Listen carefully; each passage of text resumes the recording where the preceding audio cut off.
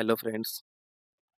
तर आजच्या व्हिडिओमध्ये आपण बघणार आहे की जे आपल्या अस्त्रिका स्पेअर वेबसाईटवर अजून सीएनचे बाकीचे टॉपिक तुम्हाला दिसत असतील, तर त्याबद्दल मला खूप साऱ्या स्टुडंटनी मेसेज केला आहे की हे जे टॉपिक आहेत या आपण सीएनईवर आल्यानंतर इथे खाली तुम्हाला सीएनई कोर्सेसमध्ये अजून खूप सारे टॉपिक दिसत असतील, तर या टॉपिकवर व्हिडिओ बनवा असं एक मला खूप साऱ्या लोकांनी मेसेज आणि कमेंट्स पण केली आहे.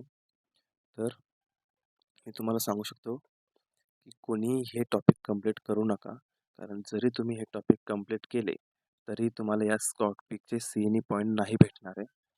कारण आपण जेव्हा महाराष्ट्र नर्सिंग काउन्सिलच्या सीएनई शेड्यूल वेबसाईटवर येतो, या ठिकाणी तुम्हाला जेवढे टॉपिक दिसत असतील फक्त त्याच टॉपिकवर तुम्ही जर सीएनई कंप्लीट केली तरच तुम्हाला तुमचे पॉईंट भेटणार आहे.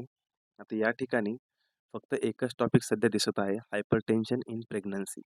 तर फक्त याच टॉपिकवर जर तुम्ही व्हिडिओ म्हणजे सीएनई कंप्लीट केली तरच तुम्हाला त्याचे 5 पॉईंट भेटणार आहे.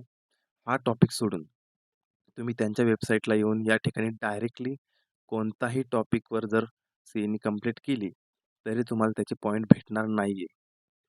त्यानंतर ज्यावेळेस तुम्ही या ठिकाणी डिटेल सेक्शनमध्ये येता आणि सीएनई सिलेक्ट करून इथे रजिस्ट्रेशन नंबर टाकून अप्लाय करता, तर त्यानंतर ह्या टॉपिकवर तुमची सीएनई अप्लाय होऊन जाते, जी तुम्ही तुमच्या सीएनई लॉगिनमध्ये आल्यानंतर तिथे चेक करू शकता. लॉग इनमध्ये येण्यासाठी लॉग इन कसं करायचं आहे ते तुम्ही त्याच्यासाठी मी एक व्हिडिओ बनवलेला आहे, तर तुम्ही तो व्हिडिओ बघू शकता.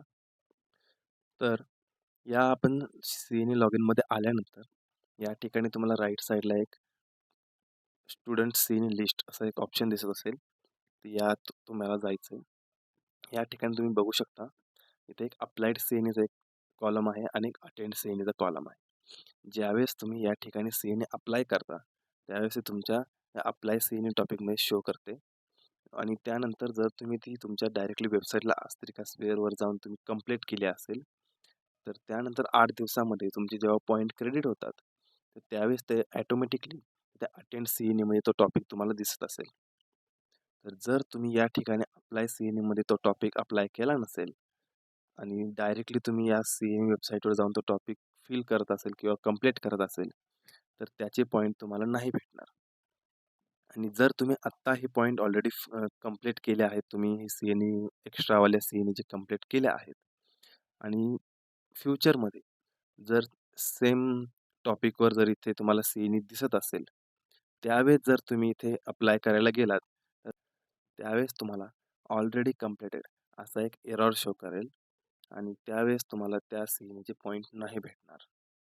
तर आत्ता कोणीही या ठिकाणी डायरेक्टली जाऊन या टॉपिकमधील कोणताही टॉपिक कंप्लीट करू नका, कारण आत्ता फक्त या सर्व टॉपिक्सपैकी आपल्याकडे फक्त हायपरटेन्शन इन प्रेग्नन्सी हा एकच टॉपिक आपल्या MNC वेबसाईटला दिसत आहे. तर फक्त जो टॉपिक या ठिकाणी तुम्हाला दिसत असेल त्याच टॉपिकची सीएनई कंप्लीट करा, कारण या शेड्यूलमध्ये जर तुम्हाला तो टॉपिक दिसत नसेल तर त्याचे पॉईंट तुम्हाला नाही भेटणार. असेच नवीन व्हिडिओ बघण्यासाठी चॅनलला सबस्क्राईब करा, कारण या ठिकाणी जेव्हा आपल्याला बाकीचे टॉपिक दिसतील तर त्या टॉपिकवर सुद्धा आपण व्हिडिओ बनवणार आहे व त्याचे ॲन्सर पण त्या व्हिडिओमध्ये देणार आहे आणि तो व्हिडिओ फक्त त्याच स्टुडंटला शो करेल ज्यांनी चॅनलला सबस्क्राईब केलं आहे. तर लवकरच चॅनलला सबस्क्राईब करा.